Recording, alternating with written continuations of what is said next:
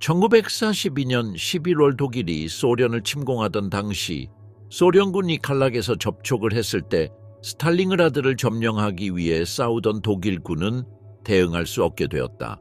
이미 불안정했던 그들의 물류 상황은 기하급수적으로 악화되었습니다.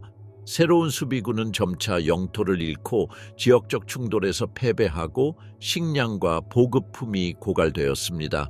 그들의 생계는 비행기로 무엇이 도착할 수 있는지에 달려있게 되었습니다. 이 모든 것에 더해 극심한 추위, 도시를 뒤덮은 두꺼운 눈, 열악한 위생 환경으로 인한 질병, 과밀화, 영양실조 등이 합쳐져 독일 제육군은 천천히 무너지기 시작했습니다. 이런 상황에서 부상자와 병자의 상황은 더욱 비극적이 되었다. 그들을 모두 치료할 의료시설이 충분하지 않았고 인력과 치료수단이 부족하여 많은 사람이 사망했습니다. 그렇지 않았다면 사소했을 감염이나 부상도 치료할 수 없었기 때문입니다. 극소수는 대피에 성공했지만 많은 사람들은 얼어붙은 동지들의 시체 옆에 쌓여 죽음을 기다리게 되었습니다. 1943년 2월 2일의 추운 저녁, 콘스탄틴 로코소프스키 장군과 니콜라이 보로노프 장군은 모스크베 전가를 보내 독일군을 격파했으며 스탈링그라드 지역의 군사작전을 즉시 중단하라고 알렸습니다. 60군 참모총장 니콜라이 크릴로프에 따르면 몇 가지 사소한 사건을 제외하면 소련군에게는 전반적으로 조용한 하루였다고 한다. 그날 동안 이전 이틀 동안 포로로 잡힌 5만 명에 4만 명이 더 포로로 잡혔습니다. 파울루스가 항복을 발표하자마자 그들은 피할 곳을 찾아 손에 잡힐 수 있는 모든 것을 움켜쥐었다. 마치 자신들이 곧 닥쳐올 일을 살짝 예감한 듯했다. 많은 수의 포로가 모이면서 소련군은 2월 3일부터 베케톱의 포로 수용소를 조직하게 되었습니다. 같은 날 스탈링그라드 상공에서 루프트와페의 마지막 비행이 이루어졌습니다. A-11은 포위망에서 탈출한 독일군을 찾아 보급품을 투하하기 위해 도시 위 하늘을 훑어보았습니다. 그러나 그는 생존자를 발견하지 못했습니다. 1943년 2월 독일 제육군이 항복한 이후 총 91천 명의 독일군이 붉은 군대의 포로로 잡혔습니다. 소련군의 끊임없는 공격과 공수부대에게 식량과 탄약을 공급하겠다는 나치 당국의 약속 불이행으로 인해 포로들은 비참한 상태로 포로로 잡혔습니다. 많은 사람들이 굶주림, 극심한 추위, 부상으로 인해 이미 죽음의 위기에 처해 있었습니다. 그러자 수감자들의 긴 대열이 형성되어 눈 뒤에 숨어 차가운 2월의 태양 아래서 잠꼬대로 가까운 마을을 향해 걸어가야 했습니다. 사건의 주인공들이 전하는 이야기는 계급, 신체 상태와 소련 법원에서 받은 처벌에 따라 다르지만 전투가 끝난 후의 시간은 모든 경우에서 똑같은 것으로 보인다. 육군이 항복한 직후 군인들은 무장해제되었고 개인 소유물은 몰수당했으며 멀리 떨어진 알려지지 않은 마을을 향한 긴 행군이 시작되었습니다. 수감자들은 영하의 기온 속에서 수천 개의 시체에 휩싸여 수백 킬로미터를 행진하여 시베리아와 룬누, 수살, 크라스노고르스크, 겔라브, 주가, 베쿠알 등 멀리 떨어진 곳에 있는 노동수용소로 가야 했고 다른 사람들은 스탈링그라드에 남아 재건과 청소 작업을 수행했습니다. 적절한 식량, 거처, 의료 서비스 없이 진행된 이러한 행군으로 인해 수천 명의 군인이 사망했습니다. 그들 중 많은 사람이 발진 티푸스, 이질, 디프테리아, 괴혈병, 결핵, 수종증, 말라리아를 앓았습니다. 계속할 수 없는 사람들은 밤의 어둠 속에서 총에 맞았습니다.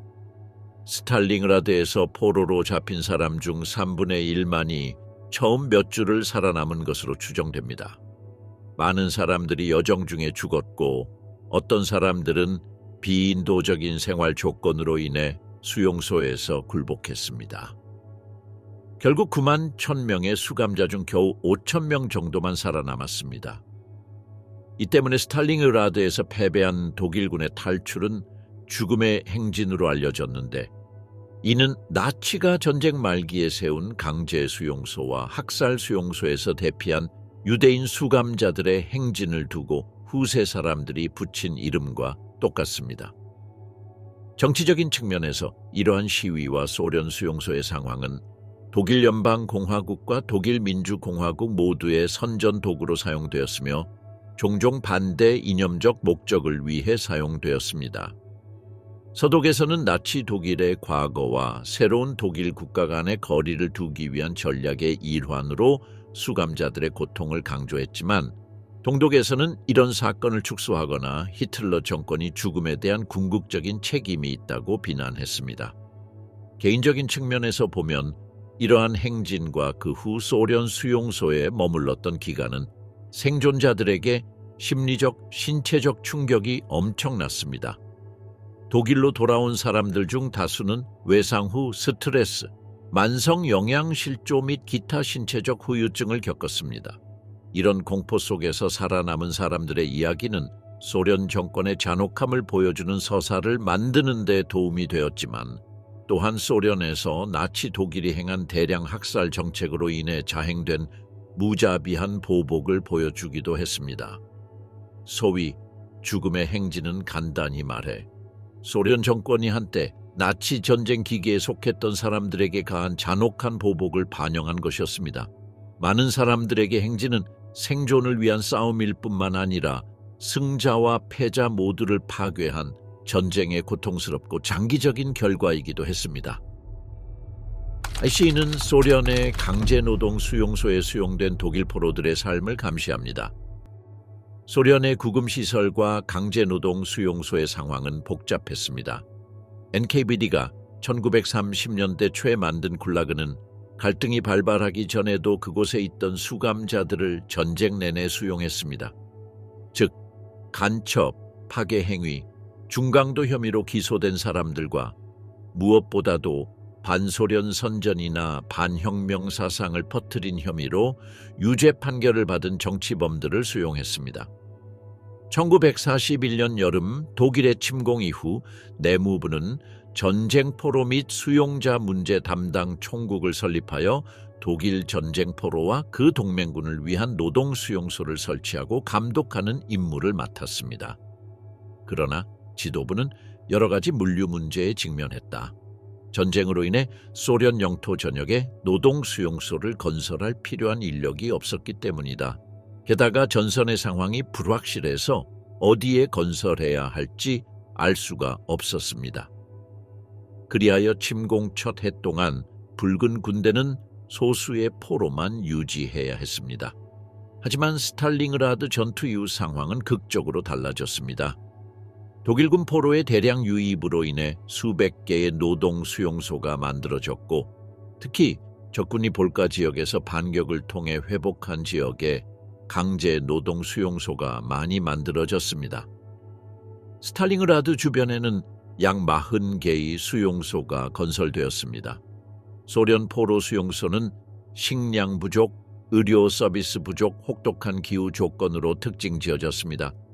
가장 많은 수감자를 수용한 두 수용소, 베케토바와 크라스노 아르메이스에 수감된 수천 명의 수감자는 톱밥을 넣어 익힌 검은 빵 몇 그램과 감자, 기껏해야 비트와 시리얼로만 생존해야 했습니다. 베케토바는 본래 학교였지만 전투 중 건물이 파손되었습니다. 벽과 천장에는 구멍이 있었고 문과 창문에 있던 나무는 불을 피우는 데 사용되었습니다. 그곳에서의 생활은 야외에서의 생활과 크게 다르지 않았습니다. 침대나 2층 침대는 없었고 수감자들은 겨울에는 이른 아침에 영하 30도를 넘기도 하는 기온 속에서 창백하고 얼어붙은 수많은 몸 사이에서 온기를 찾으며 바닥에 웅크리고 잤습니다. 대부분의 수감자들은 심각한 질병을 앓고 있었습니다. 가장 흔한 질환은 딥테리아, 근위영양실조증, 호흡기 질환, 발진 티푸스였습니다. 시체는 묻히지 않았습니다. 소련군은 시체를 벗기고 귀중품을 꺼내 쌓아두었고 추위에 얼려 썩지 않게 보호했습니다. 심지어 식인 풍습도 있었고 독일군의 비인간화를 지켜보는 것을 즐겼던 소련 경비 대원들에 의해 조장된 도난도 잦았습니다. 수감자들은 경비원으로부터 강제 노역, 질병, 잔혹한 대우에 직면했습니다. 그들은 광산, 공장, 인프라 프로젝트에서 강제 노동에 동원되었습니다. 근무일은 길고 힘들었으며 날씨 여건에 상관없이 하루 12시간을 넘기는 경우가 많았습니다. 작업은 초보적인 도구로 수행되었고 소련 경비대의 감독은 엄격했습니다. 작업 할당량을 충족시키지 못하거나 허약함을 보이는 사람은 엄중한 처벌을 받았고 많은 수감자는 피로와 질병으로 인해 몇 달도 버티지 못했습니다. 이런 노동 조건과 영양 부족이 합쳐져 사망률이 높아졌습니다. 수용소에는 의료 자원이 거의 없었습니다. 부상을 입거나 병든 수감자들은 방치되어 기본적인 치료만 받거나 전혀 치료를 받지 못하는 경우가 많았습니다. 치료가 가능한 감염과 질병조차도 사형 선고나 다름없었습니다. 수용소는 엄격한 제도로 운영되었으며 사소한 위법 행위도 구타, 독방 감금 또는 즉결 처형 등의 엄중한 처벌을 초래했습니다. 소련 경비대원 대부분은 독일 포로들을 경멸했습니다. 그들은 나치가 소련 영토 내에서 저지른 잔혹 행위에 대한 정당한 처벌을 받았다고 생각했기 때문입니다. 이러한 증오는 잔혹한 처우와 일반적인 연민의 부족으로 나타났습니다. 1943년 여름 미국의 원조 물자가 소련에 도착하면서 상황은 약간 바뀌었습니다. 원조 물자는 수감자들에게 기본적인 식량 포장지를 나누어 주었습니다. 하지만 그때까지 살아남은 수감자는 수천 명뿐이었습니다. 수감자에 대한 처우는 군사적 계급과 나치 조직 내에서의 영향력의 정도에 따라 달랐습니다. 일반 병사는 최악의 대우를 받았지만 장교는 더 큰 특권을 누렸습니다. 카잔 동쪽 옐부가의 옛 수도원에 수용된 1,800명 중 3분의 1이 살아남은 것으로 추정됩니다. 그러나 장군들은 몇 번의 신문만 받고 결국 풀려났지만 그 전에 소련의 선전 기관에 이용당했습니다. 결국 제2차 세계대전 중 소련 내 독일군 포로들의 경험은 잔혹하고 암울한 현실을 보여줍니다. 파괴되고 자원이 부족한 지역에 위치한 강제노동 수용소는 극심한 고통을 겪는 곳이 되었습니다. 식량 부족, 열악한 기상 조건, 의료 서비스 부족으로 인해 사망률이 높아졌습니다. 이러한 상황은 소련 영토 내에서 독일군이 저지른 잔혹 행위에 대한 억눌린 분노로 인해 더욱 심화되었고 소련 경비대의 무자비한 처우로 인해 상황이 악화되었습니다. 계급이 낮은 수감자들은 비참한 환경과 높은 사망률에 직면한 반면 장교와 장군들은 상대적으로 더 관대한 대우를 받았습니다.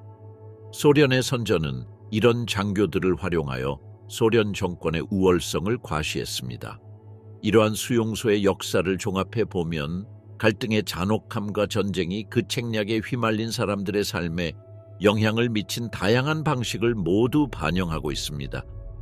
추위와 선전 사이에서 소련의 프리드리히 파울루스의 이야기.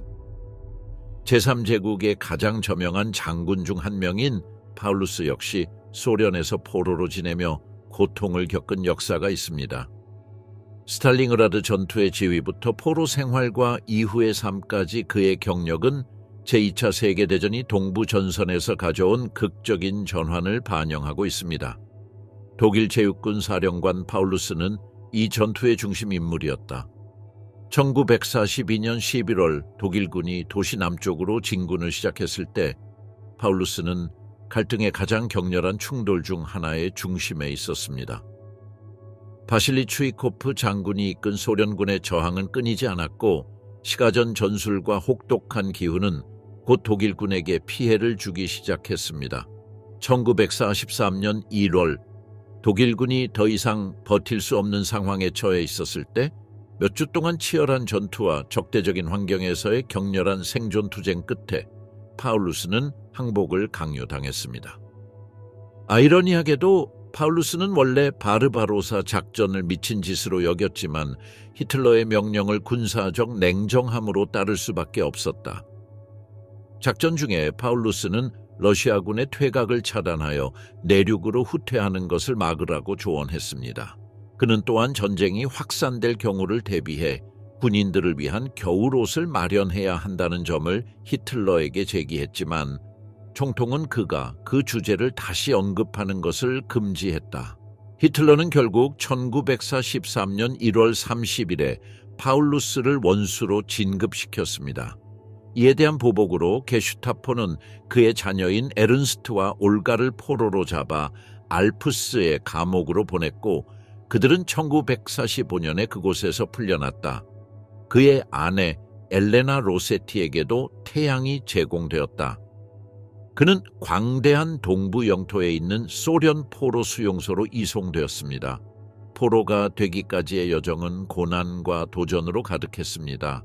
수용소로 가는 길에 파울루스와 그의 부하들은 배고픔, 극심한 추위, 피로에 시달렸습니다. 포로 수용소에 들어간 후 파울루스는 새로운 어려움에 직면하게 됩니다. 소련의 포로 수용소는 앞서 언급했듯이 인구가 너무 많았고 기본적인 물품이 부족했습니다. 상황은 빈도적이었고 식량은 부족했으며 시설은 열악했고 질병은 빠르게 퍼졌습니다.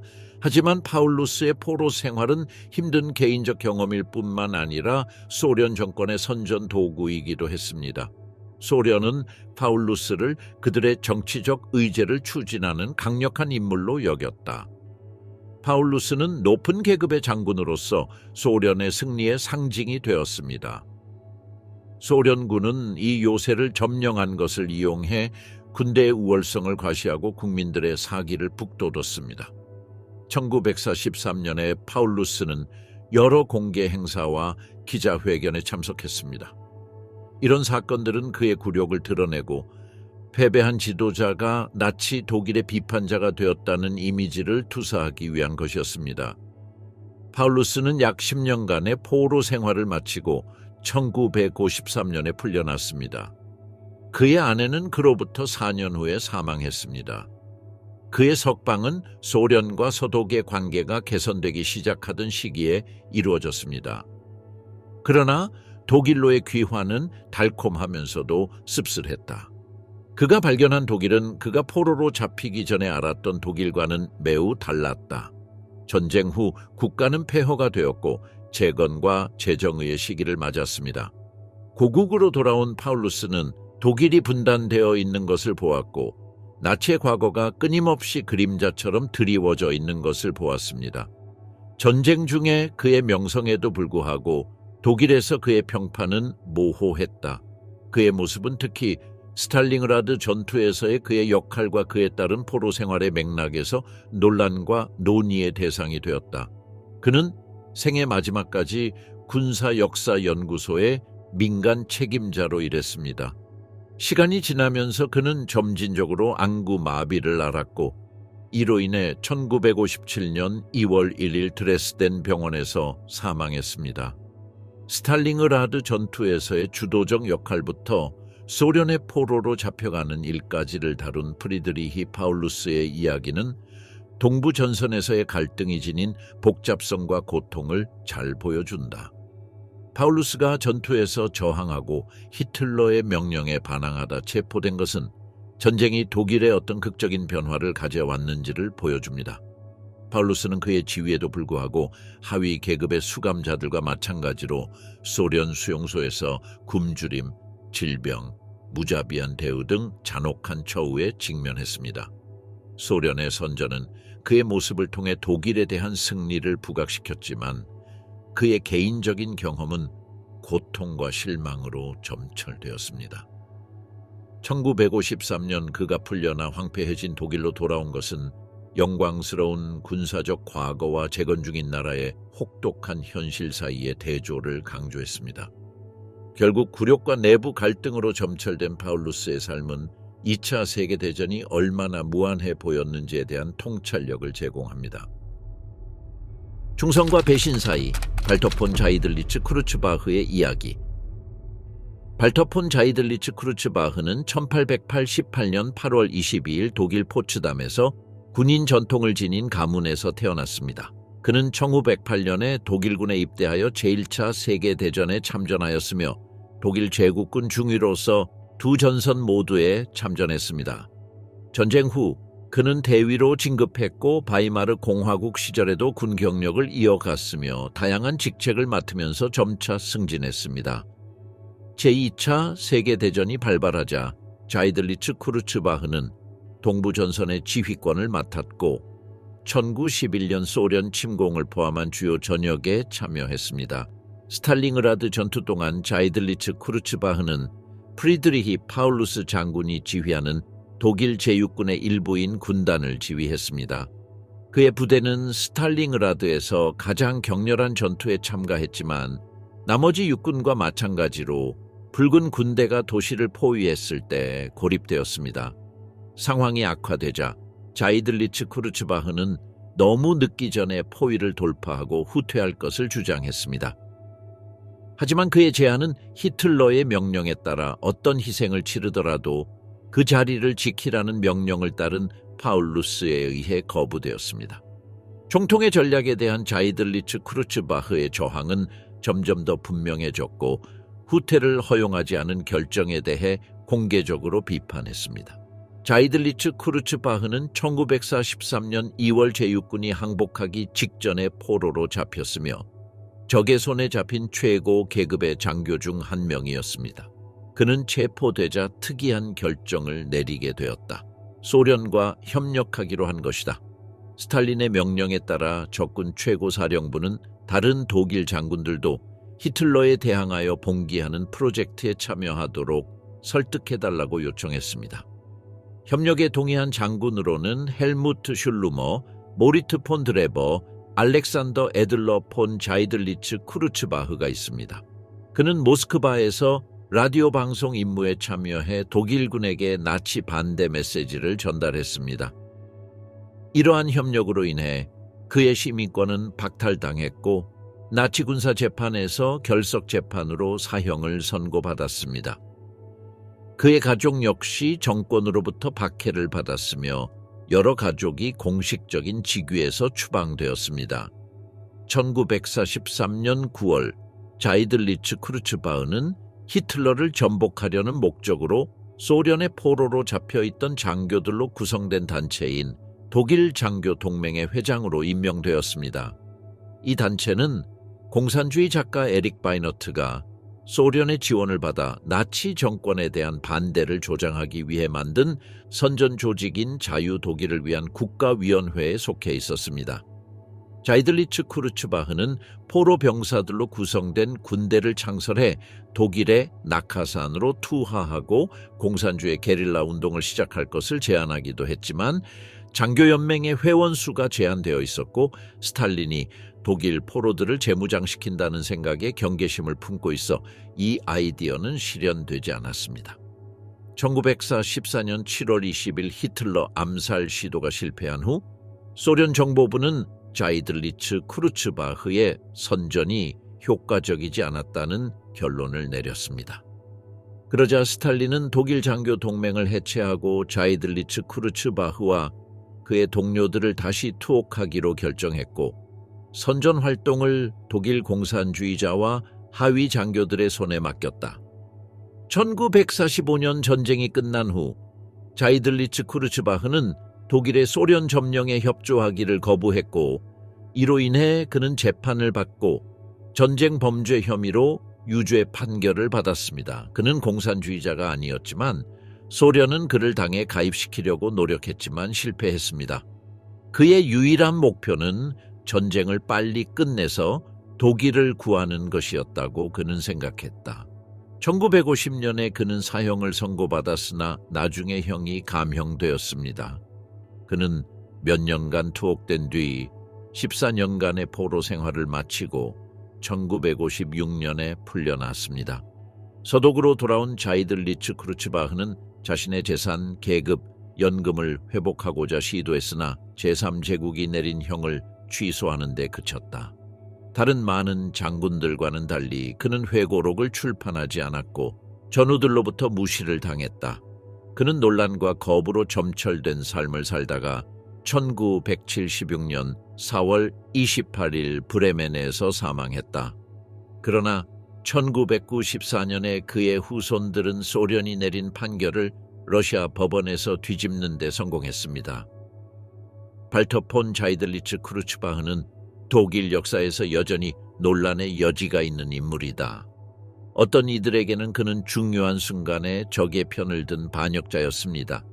다른 사람들은 그를 독일을 자기 파괴로부터 구하려고 노력한 애국자로 여겼습니다. 역사학자 로버트 시티노는 그의 유산을 이렇게 요약했습니다. 히틀러나 스탈린에게 사형을 선고받은 사람은 뭔가 좋은 점이 있었을 겁니다. 그림자 속의 장군 칼 스트레커의 어두운 삶. 칼 스트레커는 1884년 9월 20일 동프로이센의 라드몬도르프에서 태어났습니다. 그는 같은 세대의 많은 청년들처럼 20세기 초 프로이센 군대에 입대하여 1차 세계대전 동안 명예로운 임무를 수행했고 이를 통해 군 서열에서 승진할 수 있었습니다. 1918년 독일이 패배한 이후 그는 제국방위군의 축소된 군대에 남았는데 이는 미래의 국방군의 기반이 되었다. 바이마르 공화국 시절 슈트레커는 계속해서 전술적, 전략적 기술을 연마하며 군에서 승진했습니다. 1933년 아돌프 히틀러가 집권하여 독일군을 확장하기 시작하자 슈트레커는 새로운 나치군에 편입되었습니다. 제2차 세계대전 동안 그는 제11보 병사단 사령관을 지냈고 그 다음에는 제국운단 사령관을 지냈으며 1950년 프랑스 침공과 이후 바르바로사 작전에 참여했는데 이를 통해 그의 군사적 능력이 동부 전선에서 시험대에 올랐습니다. 슈트레커는 스탈링그라드 전투 당시 제11군단을 지휘했는데 이 부대는 소련군 포위 공격으로 독일 제육군을 파괴한 부대 중 하나였다. 전투가 끝나갈 무렵 볼가강 근처 독일 방어선의 북쪽 끝에 위치한 스트레커의 군대는 사실상 고립되었습니다.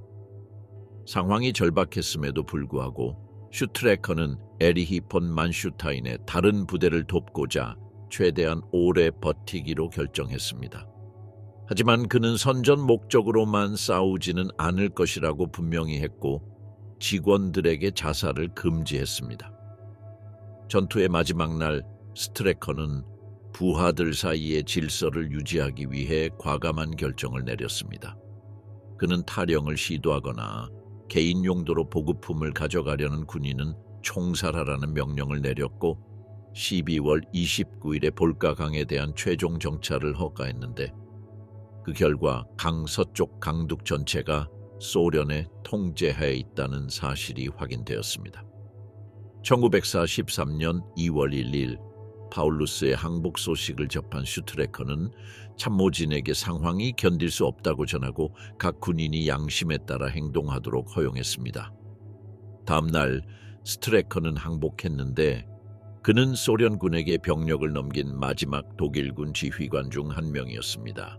스트레커는 체포된 뒤 크라스노야르스크 근처의 제27 포로 수용소로 보내졌고 이후 수살에 있는 옛 수도원으로 보내졌습니다. 마침내 그는 보이코바의 48번 수용소로 옮겨졌습니다. 포로로 잡혀간 동안 그는 높은 계급의 장교였음에도 불구하고 부하들과 마찬가지로 영양실조, 질병, 강제 노역 등 혹독한 환경을 겪었습니다. 그의 지휘 덕분에 일반 군인들보다 약간 더 나은 대우를 받았지만 포로 생활의 고난은 극심했습니다. 발터 폰 자이들리츠 크루츠바흐 등 다른 독일 장교들과는 달리 슈트레커는 소련에 협력하거나 친소련 선전 단체인 자유독일을 위한 국민위원회에 가입하는 것을 거부했습니다. 그는 칼 로덴부르크, 한스 하인리히, 육세 폰 아민, 아서 슈미트와 같은 다른 장교들과 함께 모든 형태의 협조를 거부하는 반공주의 수감자 파벌에 속해 있었습니다. 포로로 있는 동안 스트레커는 군사적 원칙과 독일군에 대한 충성심을 지켰습니다. 그의 확고한 의지로 인해 그는 수년간 고통을 겪었지만 소련의 압력에 결코 굴복하지 않았습니다. 1953년 스탈린이 사망하고 소련과 독일 연방공화국의 관계가 정상화되자 슈트레커는 1955년 10월에 풀려났으며 송환된 마지막 전쟁포로 중 한 명이 되었습니다. 서독으로 돌아온 슈트레커는 오랜 요양을 거쳐 이다르 오버슈타인으로 은퇴하여 회고록을 썼습니다.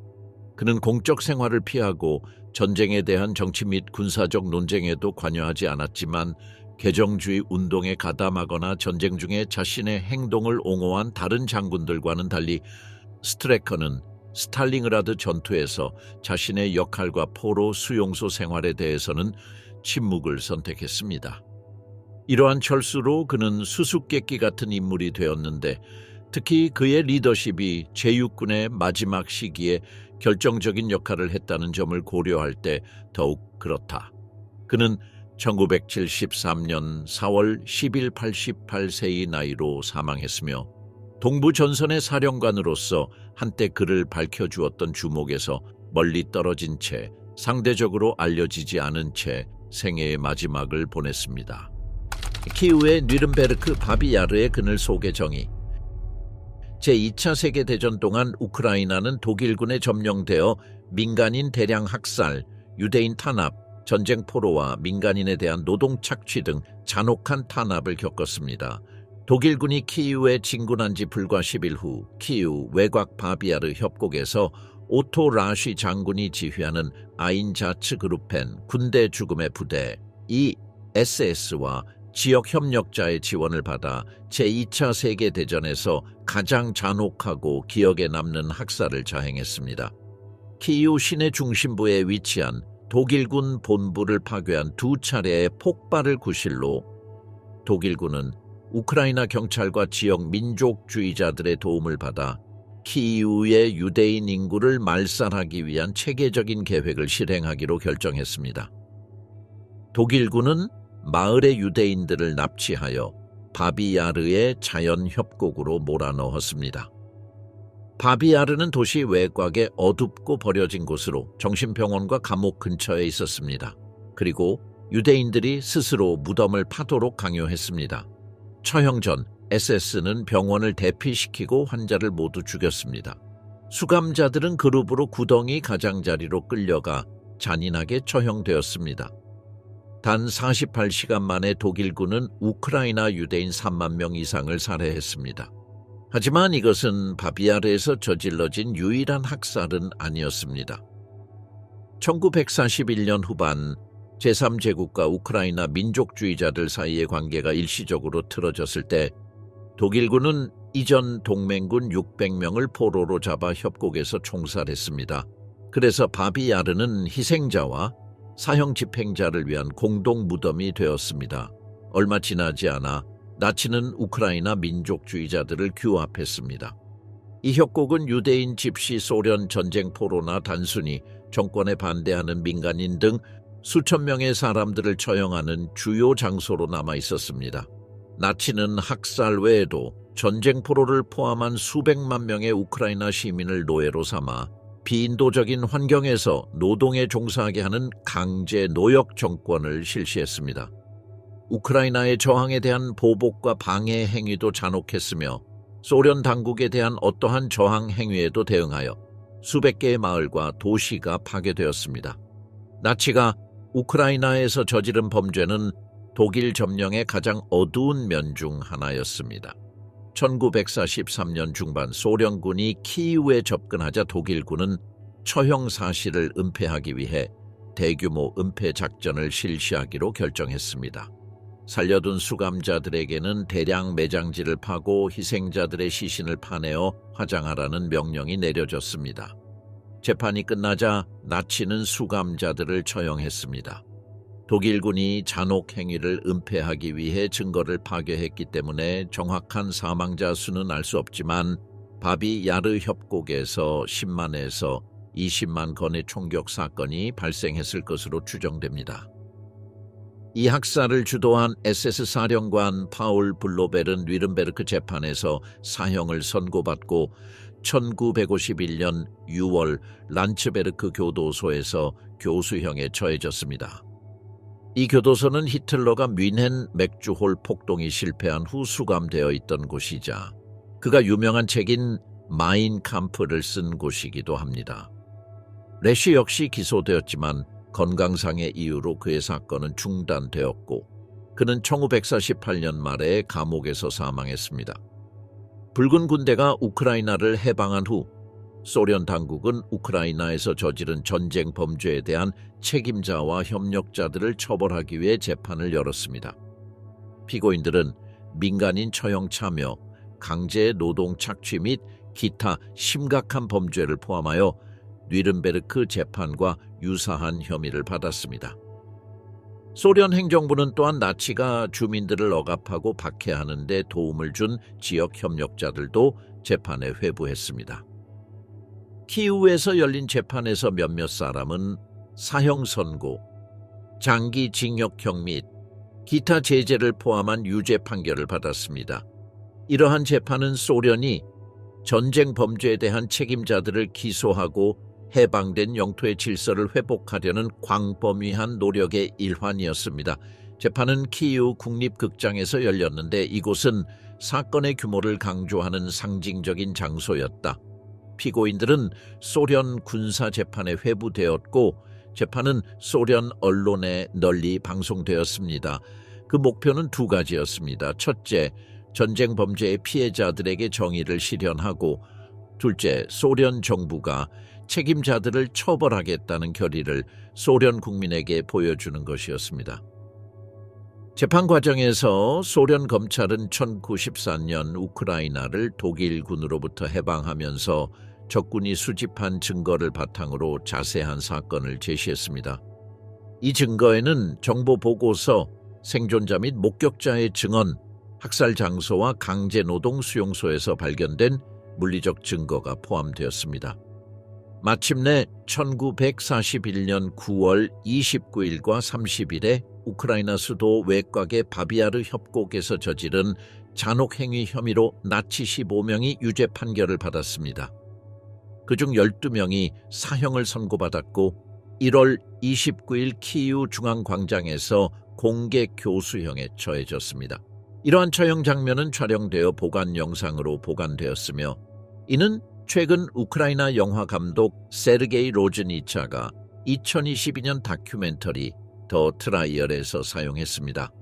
그러나 바비아르에서 처형을 저지른 독일인과 우크라이나인 대부분의 가해자들은 재판을 받지 않았습니다. 포로 생활의 메아리, 2차 세계대전 이후 독일 포로들의 운명. 제2차 세계대전이 끝났을 때 제네바 협정이 규정한 대로 독일 전쟁 포로들은 즉시 석방되지 않았습니다. 갈등이 끝났음에도 불구하고 소련의 포로로 잡힌 많은 독일군 병사들은 수년 또는 수십 년 동안 포로로 남아 있었습니다. 이들 수감자들은 1950년대 중반까지 계속 석방되었으며 이는 그들이 독일 사회로 재통합하는 데 큰 영향을 미쳤으며 그들의 삶에 돌이킬 수 없는 흔적을 남겼습니다. 소련에 억류되었던 사람들은 강제 노역이라는 가혹한 환경에 처해 있었으며 많은 경우 정치적 재판을 받기도 했습니다. 소련은 독일군 포로들을 노동력의 원천일 뿐만 아니라 전쟁으로 파괴된 도시와 기반 시설을 재건하는 데 귀중한 자원으로 여겼습니다. 독일 포로들은 포로로 잡혀 있는 동안 다리, 도로, 항구, 공항 건설과 철도망 확장에 참여했습니다. 소련의 중공업과 무기산업에서도 사용되었습니다. 노동 조건은 매우 열악했습니다. 음식이 부족하고 기상 조건이 좋지 않았으며 작업 일정도 매우 힘들었습니다. 1943년 4월 최고 소비에트 상임위원회는 전쟁 포로를 기소하기 위한 법적 틀을 제공하는 법령을 발표했습니다.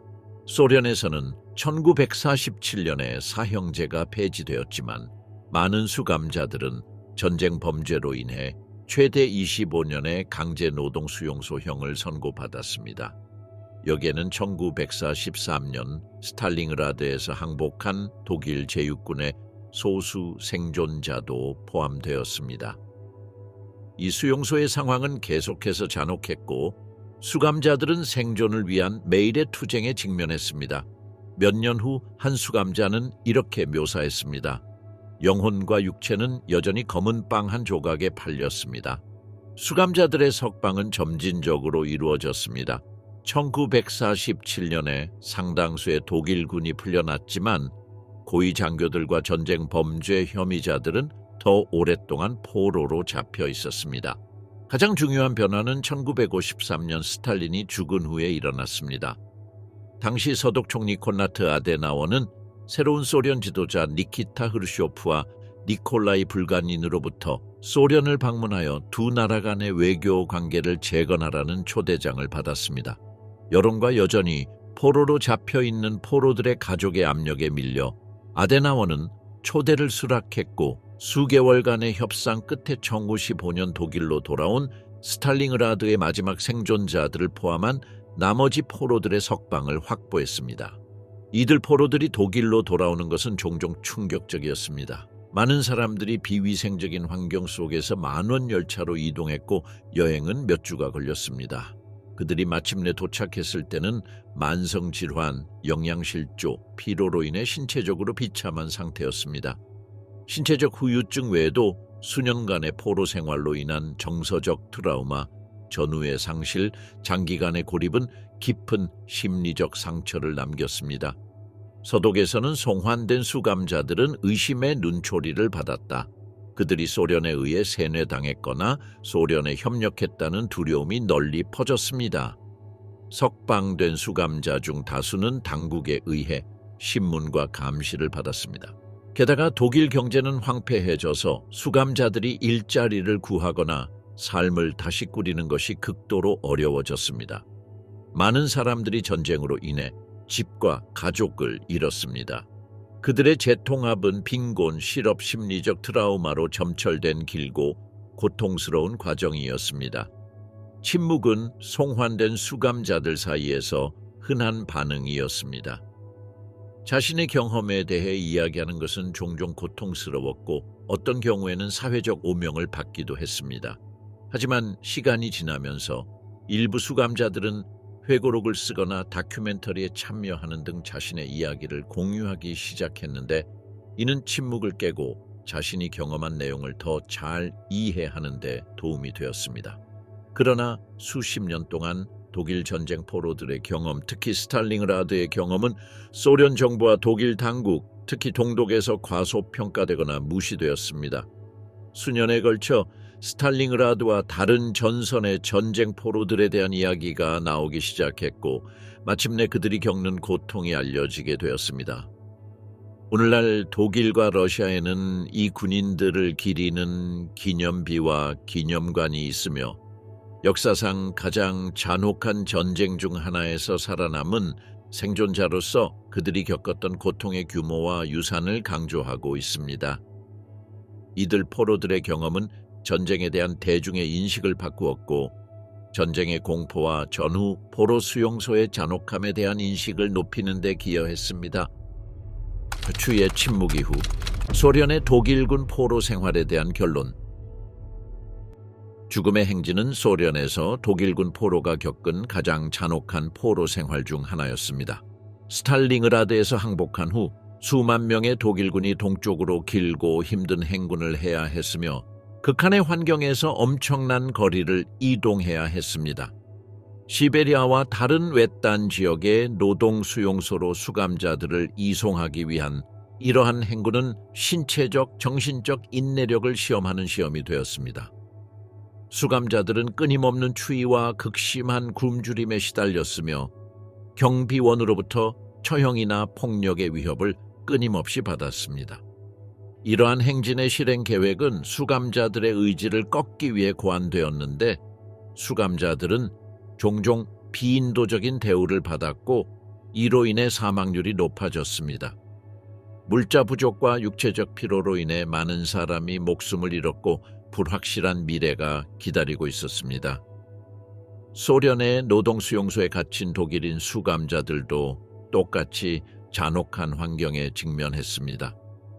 극도로 가혹한 환경으로 알려진 이러한 수용소는 장기간의 고통의 현장이 되었습니다.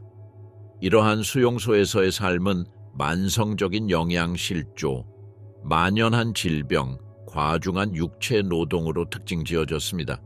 수감자들은 인간의 인내력을 뛰어넘는 조건에서 힘든 노동을 강요받았습니다. 의료 지원의 부족과 소련 경비대의 잔혹함으로 인해 사망률이 높아지고 고통이 지속되었습니다. 광산, 건설, 기타 중공업에서의 작업은 고된 일일 뿐만 아니라 종종 극도로 안전하지 않은 환경에서 수행되었습니다. 수감자들의 회복력과 이러한 신체적, 정신적 고문에서 살아남으려는 결의는 역경 속에서도 그들의 정신이 강인함을 보여준다. 동부전선의 제육군단 사령관인 발터 폰 자이들리츠 쿠르츠바흐는 전쟁과 포로 생활의 맥락에서 복잡한 인물로 묘사됩니다. 스탈링그라드 전투 중 그의 저항과 그에 따른 포로로서의 삶은 용기와 논란을 모두 강조하는 서사 속에서 전개됩니다.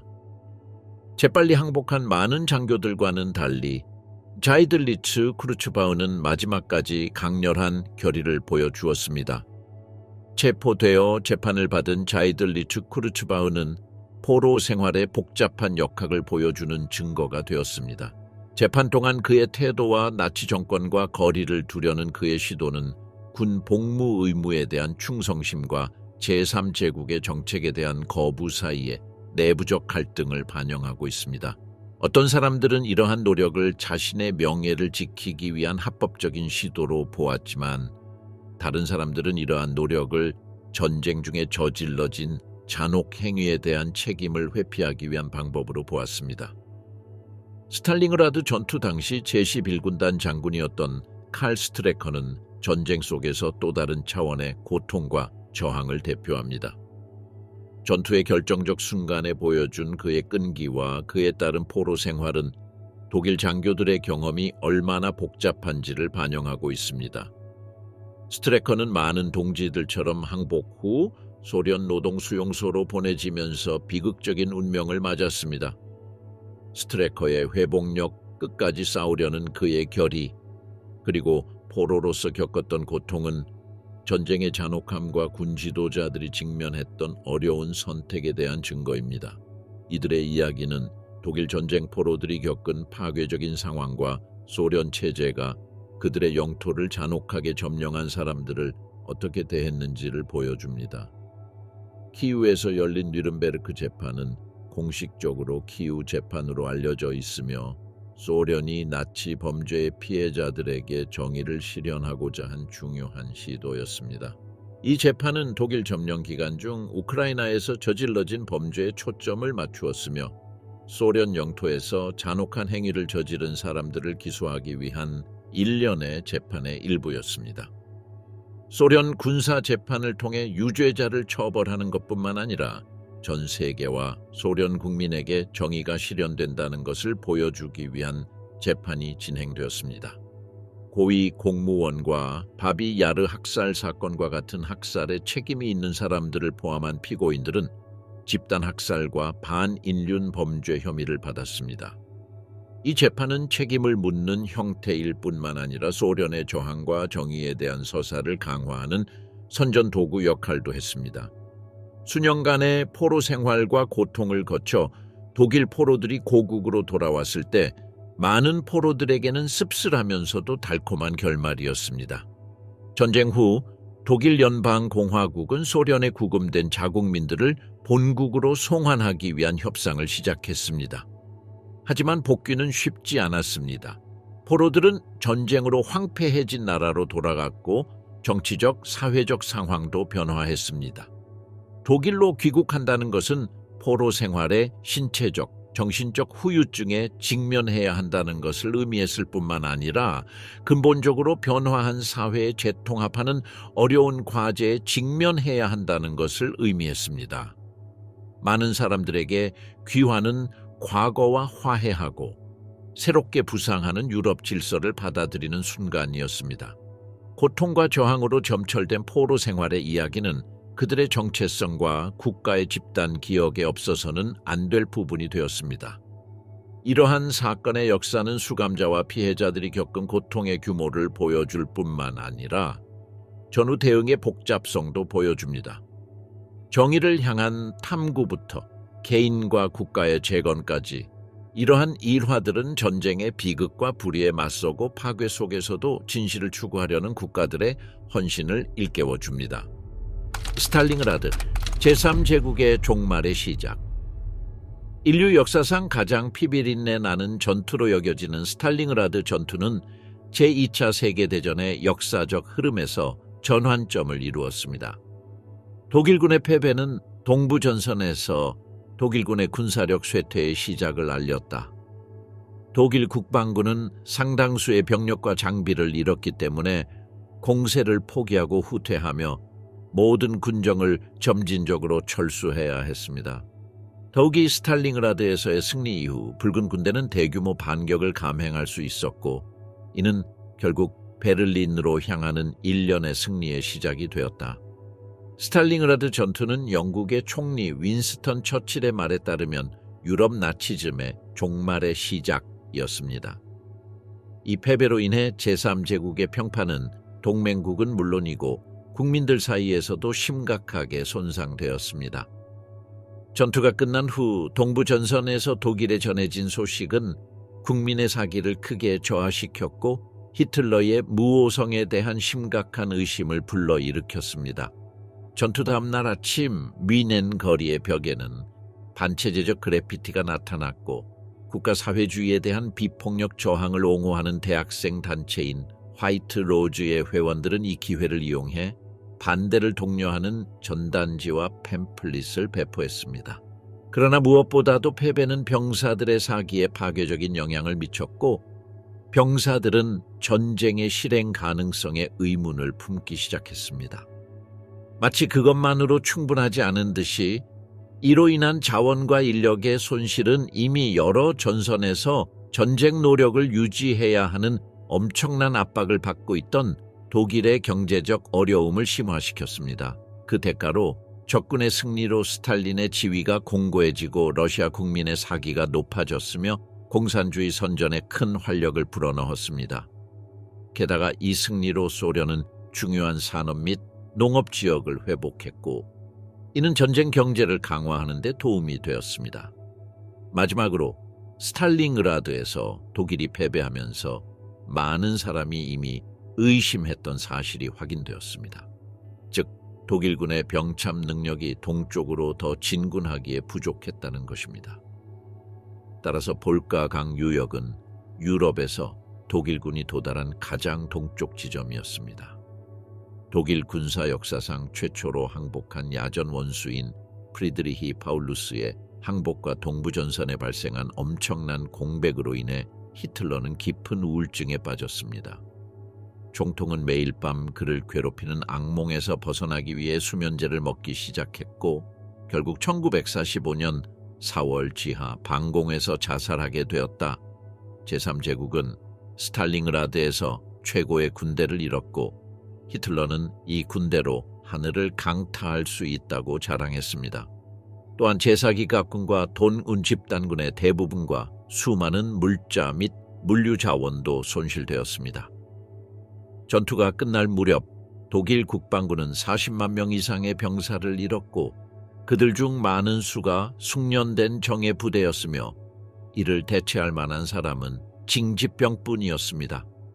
전투 직전 기간 동안 A집단군, 돈집단군, B집단군의 독일군 부대의 손실을 포함하면 독일군의 사상자는 60만 명이 넘습니다. 또한 화물기 274대, 폭격기 165대, 전차 500대, 포병대 6,000문 등 항공기 약 900대가 손실되었습니다. 반면 다른 추축국 군대도 비슷한 손실을 입었고 이는 독일과 위성국 간의 관계에 있어서 전환점이 되었습니다. 이 전투로 인해 수십만 명이 사망, 부상, 실종되었습니다. 자원 부족과 전쟁의 폭력으로 인해 전투 전에는 번영한 산업 도시였던 스탈린그라드는 이제 잔해만 가득한 황무지로 변했습니다. 많은 가족이 완전히 흩어졌고 살아남은 사람들도 큰 충격을 받았습니다. 수천 명의 사람들이 집을 떠나 생존을 위해 피난을 떠나야 했습니다. 대부분은 기근과 추위, 자원 부족에 시달리면서 농촌이나 다른 도시로 피난을 갔습니다. 도시가 폐허가 되자 그곳에 남기로 결정한 생존자들은 극심한 상황에 직면해야 했습니다. 식량과 물을 구하는 일은 거의 불가능했고 러시아의 겨울은 상황을 더욱 악화시킬 뿐이었습니다. 적절한 거처와 따뜻한 옷이 부족해 추위에 노출돼 사망하는 사람이 늘어났습니다. 비위생적인 환경과 의료 서비스 부족으로 인해 발진 티푸스, 이질과 같은 질병이 유행했습니다. 병원이 파괴되고 의사가 부족해지면서 사망률이 급격히 상승했습니다. 간단히 말해 스탈링그라드 전투는 제2차 세계대전의 중요한 전환점을 의미했을 뿐만 아니라 마지막 총알이 발사된 후에도 오랫동안 지속되는 파괴와 고통의 유산을 남겼습니다. 이 전투에서 독일이 패배하자 독일 국방부는 상당히 약화되었을 뿐만 아니라 제3제국과 그 동맹국의 사기도 약화되었으며 독일 내부에서는 의심이 커지고 저항이 커졌습니다. 군인, 장비, 자원의 손실은 나치 독일이 결코 완전히 회복할 수 없었던 깊은 상처였습니다. 스탈링그라드의 충격도 마찬가지로 파괴적이었습니다. 한때 번영했던 이 도시는 전쟁의 무게로 폐허가 되었습니다. 민간인들은 폐허 속에서 굶주림, 극심한 추위, 질병에 시달리며 엄청난 고통을 겪었습니다. 자원과 의료 지원의 부족으로 인해 비극이 더욱 심화되었고 스탈링그라드는 갈등의 잔혹함을 상징하는 곳이 되었습니다. 간단히 말해 이 전투는 군사적 전환점일 뿐만 아니라 독일 전역에서 벌어진 전쟁으로 인한 인적 피해에 대한 가장 혹독한 시험 중 하나였으며 동부 전선에서 촉발된 비극의 깊이를 드러냈습니다.